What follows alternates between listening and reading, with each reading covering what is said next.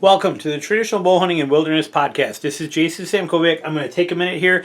This is going to be a video. I'm going to go through it pretty quick. I'm going to roll through it on the computer of the camera or the pictures that I caught on a trail camera. Now, what this was a setup I'd never been in before, and it's basically it's a point that comes out to a couple of different little islands through a marsh out there, and that's kind of a classic funnel. You find those are always really good. I found it on the maps. I went out and checked it the other day. I did a scouting video or worked on my scouting video a little bit while I was out there, but I put a camera on there. I ended up with 866 pictures in a week.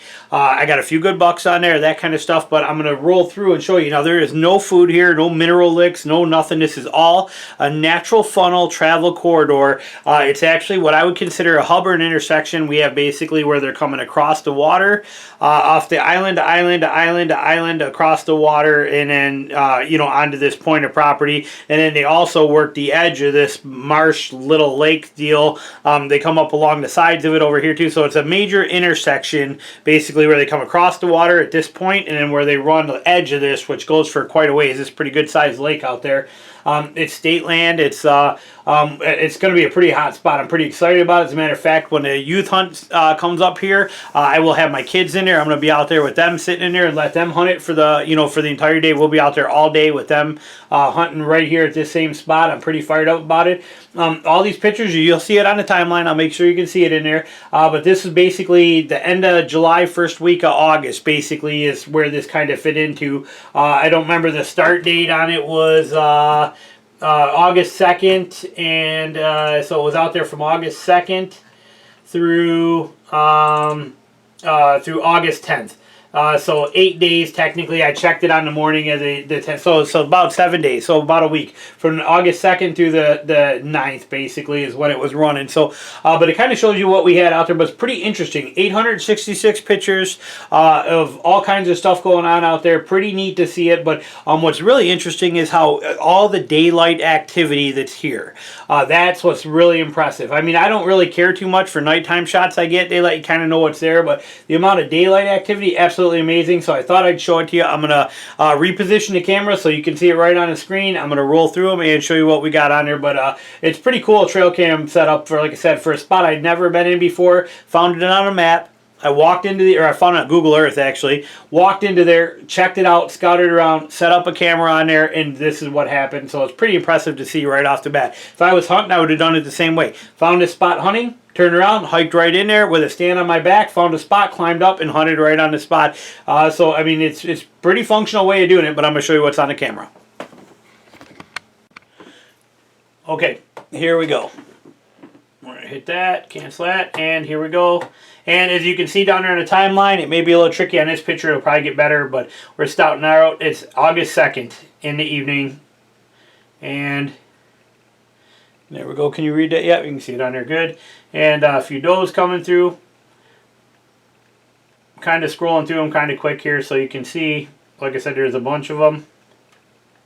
I have the camera set. There's a coon there.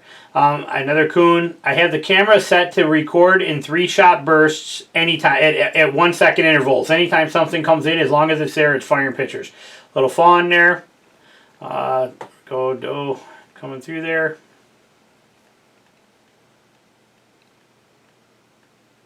I'm sorry, I don't have it set up as 3-shot burst. I lied on that. I have it actually set up to fire every second. Anytime something's in there, it's firing. A couple of does, 1, 2, and 3 does coming through there, mom and 2 fawns.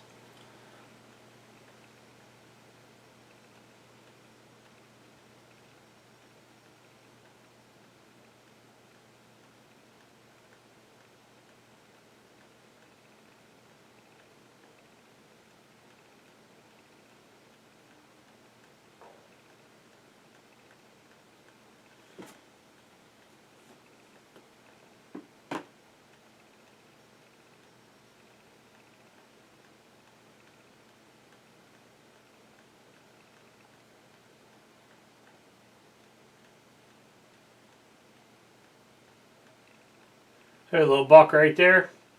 Little 4-point. Zoom in a little bit, you can see him a little better. There he is right there.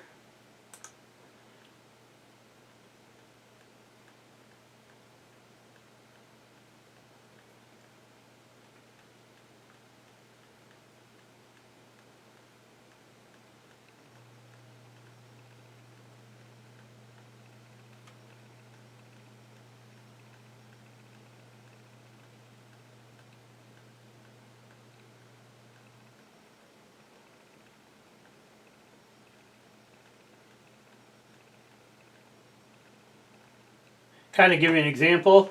Right over here, this is the way that goes out and hops those islands. That's the point that hops the islands. You can see our point kind of wraps in here. This hops the islands, this runs the edges of it. This is the intersection I'm kind of looking at here. Like that deer is coming from these little islands.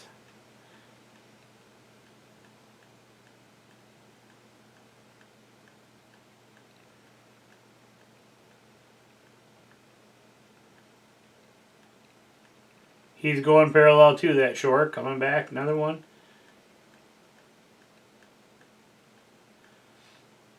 Like I said, this is all natural travel corridors. There's nothing here. There's no bait, no salt licks, no mineral licks. This is just a natural funnel type corridor, northern Michigan state land.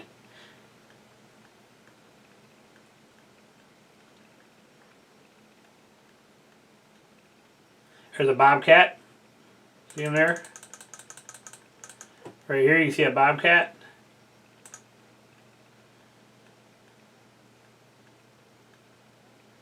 That's a buck here coming through. See him? Zoom in on him. You can see him right there. Looks like a 8-point. And keep in mind that this is still this is August 6th. So they got a lot of time to grow here still. They don't start losing their velvet till about the second week of September. Here's another buck coming through right there. Might even be the same one again. Looks like he's going to be an 8-point.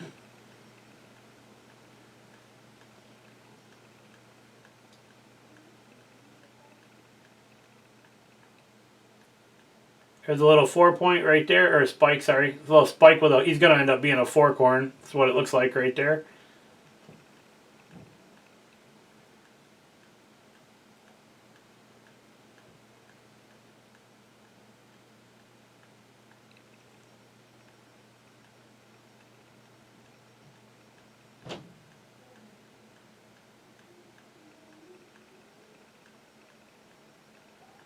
Way I got the camera position, sometimes if the sun hits it too hard, it does that. It darkens out like that. That's me for my fault for kind of the angle I got it in relationship to the sun.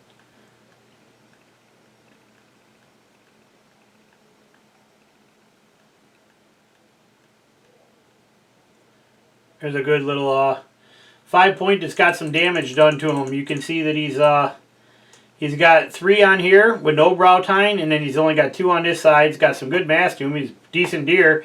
It looks like he got damaged or something, but he's got definitely something weird about him. You'll see him again in here.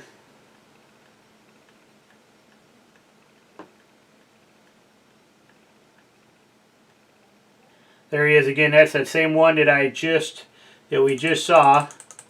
You can see that damage to his antlers, how it's kind of abnormal there. But daytime, that's what I'm looking for. Daytime travel activity. If you notice, a lot of this card, a lot of the pictures we're seeing on here, this is daytime activity. That's all that matters to me. What comes through at night doesn't mean anything to me. I don't care. I only care about what's coming through, obviously, daytime, during shooting light kind of things. And this is obviously a pretty jam-packed corridor that gets used a lot. All hours of the day, a couple hours at night here and there too, but all day long, no set time. There's another, that's another little fork horn there. They are just using this up like crazy.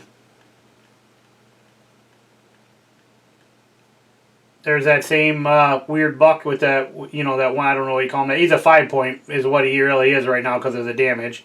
But he's a good looking buck. He's a good looking deer. Hopefully, I love that picture of him right there. Hopefully my son or my daughter can get an arrow in him in end of September during the youth hunt. That would be pretty awesome. But he's a good looking deer. Now, if you know me and you listen to my stuff, here he comes in a little closer. There he is right there. If you know anything about me and how I hunt, every one of these deer I've seen on there so far look absolutely delicious. And if this one comes in 10 minutes before this one comes in, then this is the one I'm shooting. That's kind of the way I work. So, I mean, the horns are nice, but they don't really mean a whole lot to me.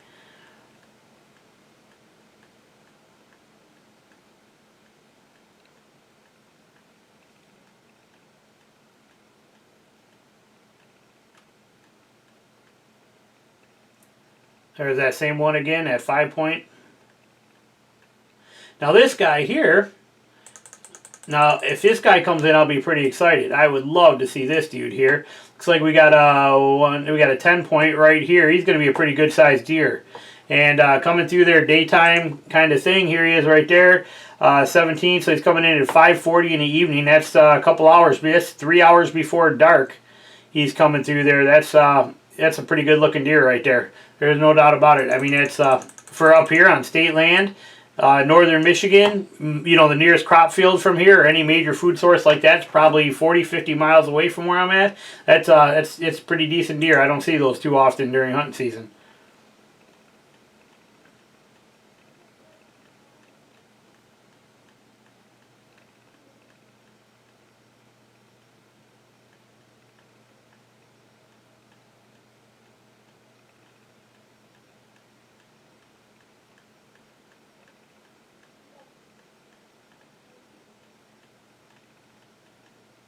You're moving back through here. I don't really pay much attention to the night shots. I look at them real quick, see what's coming through there. Sometimes you see a bear, things like that. But like I said, they don't interest me much for hunting because if all the activity is at night, that means that it doesn't do nothing for me. Now I know this is August and it's still a ways away from hunting season, but it is interesting to find a place that gets this much activity during daylight in 1 week period.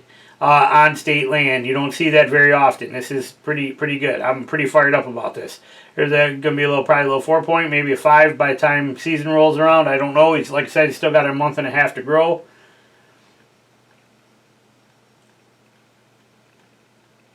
There he is again. Little spike or something right there.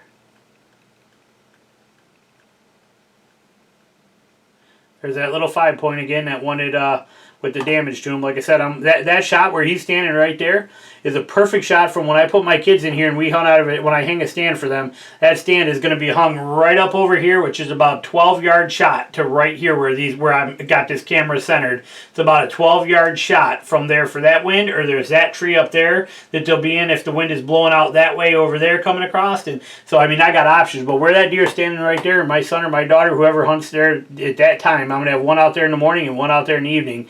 And hopefully they'll get a crack at that dude. But then again, we'll take her all day long.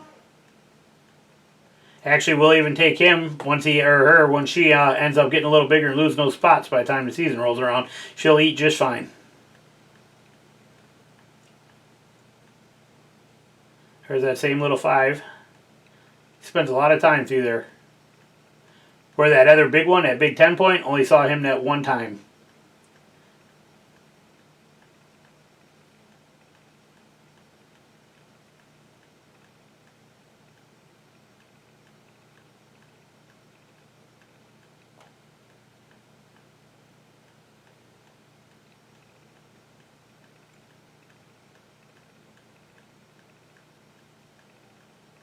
But a lot of activity for 1 week period in this area. You know, it's a lot there's a lot going on there in 1 week.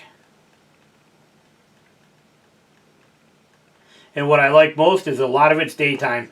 There it is, 866 pictures, kind of goes to show you. But that's one, you know, Bushnell trail cam, and on state land, northern Michigan, no mineral licks, salt blocks, or any kind of attractant, just on a natural intersecting funnel type scenario like that. Thought I'd share with you. I hope you enjoyed it. Thanks for watching. Again, it's Jason Samkowiak, Traditional Bow Hunting and Wilderness Podcast, and I'll be back with more stuff soon. Thanks. Bye.